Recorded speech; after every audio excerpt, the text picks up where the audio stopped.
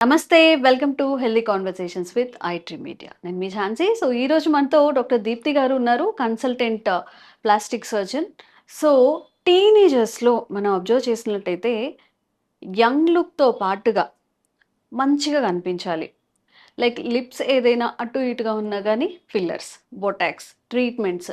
So, మరి young జనరేషన్‌లో ఉన్న ఈ క్రేజ్ ఎక్కడి వరకు వెళ్తుంది? అసలు వాళ్ళ రిక్వైర్మెంట్స్ ఏంటి? ఇవన్నీ మాట్లాడదాము. నమస్తే అండి.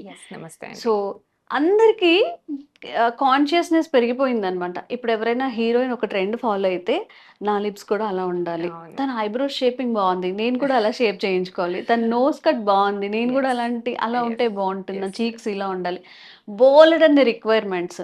నార్మల్‌గా ఇంతకు ఒక 10 ఇయర్స్ బ్యాక్ చూసుకుంటే అసలు 19, తెలిసేది కూడా 20 కాదు. వచ్చిన తర్వాత మనం తెలిసేది కూడా కాదు. లుక్స్ అవును. కాన్షియస్‌నెస్ అనేది ఉండేది. అవును. బట్ ఇప్పుడు 10-13 ఇయర్స్ లోపు కూడా మేకప్ ప్రొడక్ట్స్ యూజ్ చేస్తున్నారు.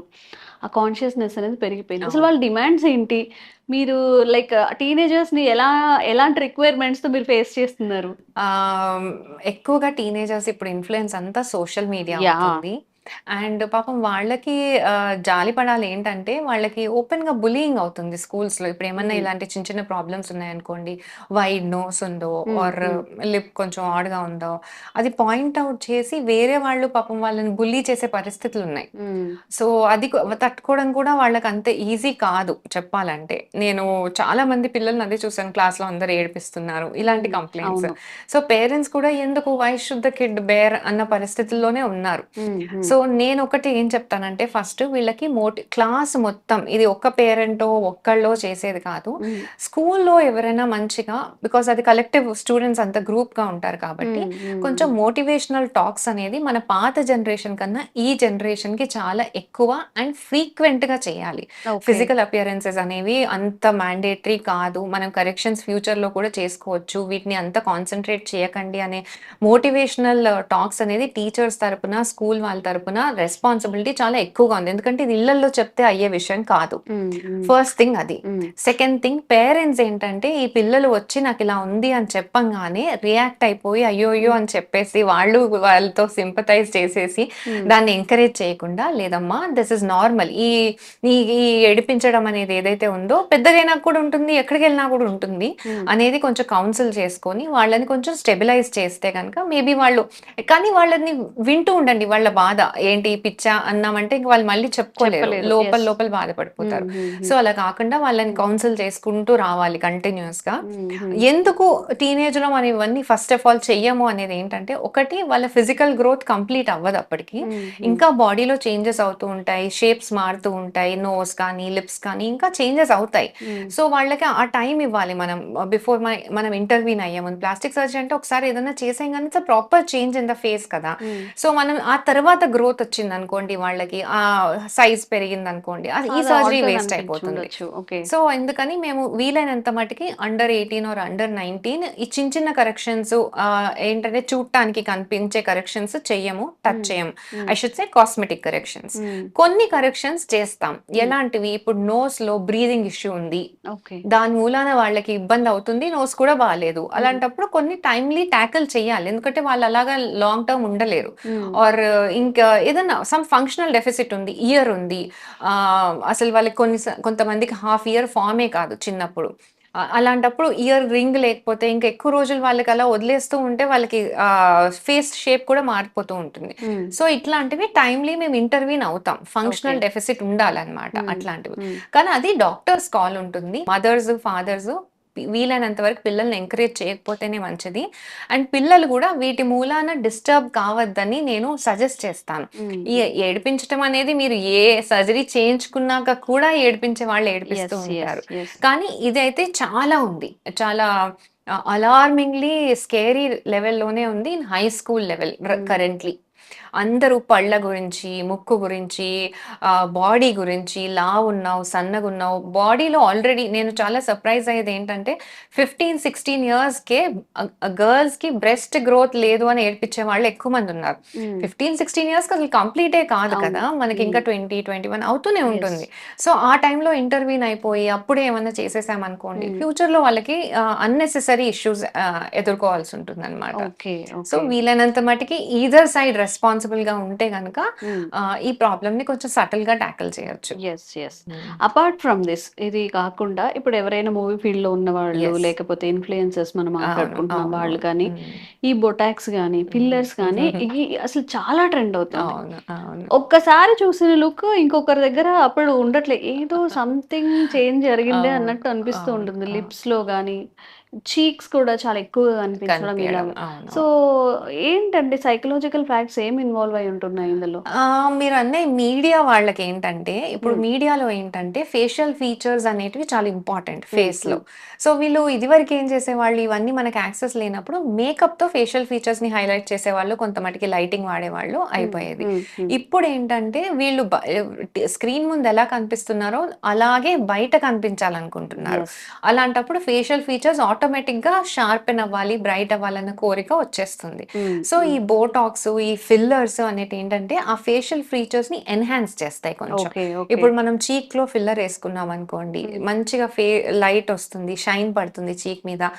దీన్ని హైలైటర్ ఇది. దాని కింద కంటూర్ అవుతుంది. డార్క్‌నెస్ కనిపిస్తుంది. They will look sleek. Hmm. ఇవి కొన్ని మనం మేకప్‌తో చేసేటివన్నీ ఈ ప్రొడక్ట్స్‌తో చేసేసేయొచ్చు. Makeup okay. అవసరం తక్కువ పడుతుంది.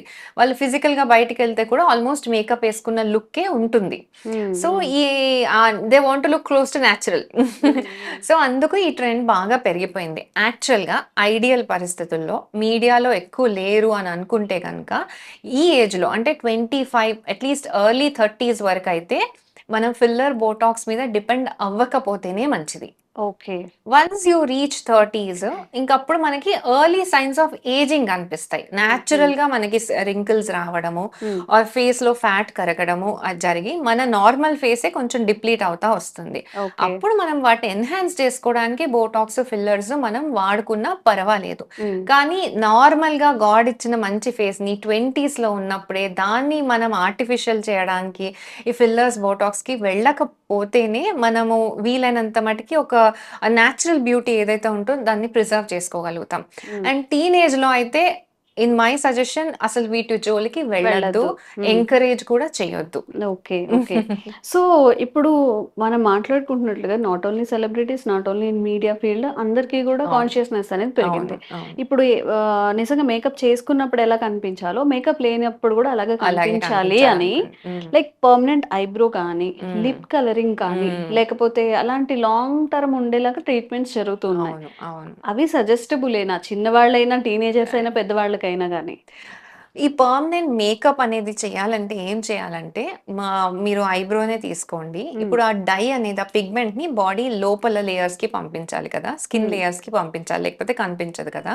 సో, వాళ్ళేం చేస్తారంటే మల్టిపుల్ మైక్రో కట్స్ చేసుకుంటూ వెళ్తారనమాట. హ్మ్.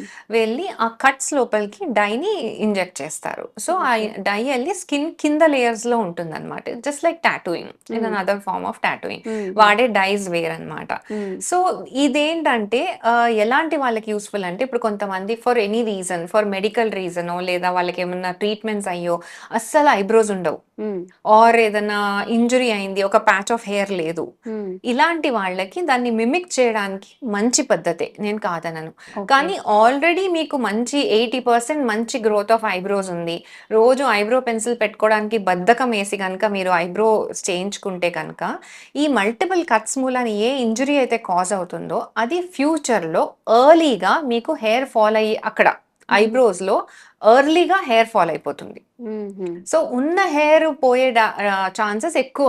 ఓకే. సో, 50 హెయిర్ ఉన్నవాళ్ళు ఆర్ కొంచెం బావుంది ఊరికే బెటర్‌గా అవ్వడానికి చేయించుకుంటున్నాను హ్మ్. అనుకునే వాళ్ళు వాటి జోలికి వెళ్ళకపోతే బెటరు. హ్మ్. వీలైనంత మటికి పెన్సిలే బెటర్ వాళ్ళకి. ఐబ్రో పెన్సిలే బెటరు.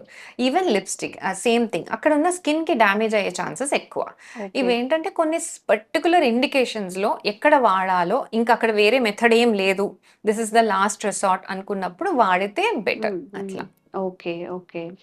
సో, అందరికీ లైక్ బాగా కనిపించాలి అన్న ఈ రేస్‌లో మనం చాలా డ్యామేజ్ అయితే ఆ! చేసుకుంటున్నాము. అవును. సో, కాషియస్‌గా ఉండండి. అవసరమైనంత వరకే టీనేజర్స్ అసలు అవాయిడ్ చేయాలని చెప్తున్నారు.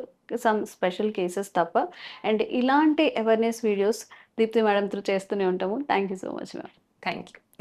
And for more videos, Please subscribe to iDream. Please subscribe to iDream. Please subscribe iDream. And please subscribe to iDream. For more videos, subscribe to iDream. please like, share, and subscribe to the channel. Congratulations, iDream. Subscribe to iDream. Subscribe to iDream. So subscribe to iDream Media. iDream की iDream team अंदर की huge congratulations. Please subscribe iDream Media. Please subscribe to iDream. Subscribe iDream. Please subscribe to iDream. I dream అంటే నా కళల ఛానల్ను subscribe చేసుకున్న నోరు తిరుగుతలేదు మీరైతే గంట గుర్తు కొట్టు For more such videos, please subscribe to iDream. Subscribe to iDream. Please subscribe to iDream. Please subscribe iDream Media. Please do subscribe to I dream Please subscribe to iDream Media. For best entertainment and information, please subscribe iDream. And don't forget to subscribe to iDream.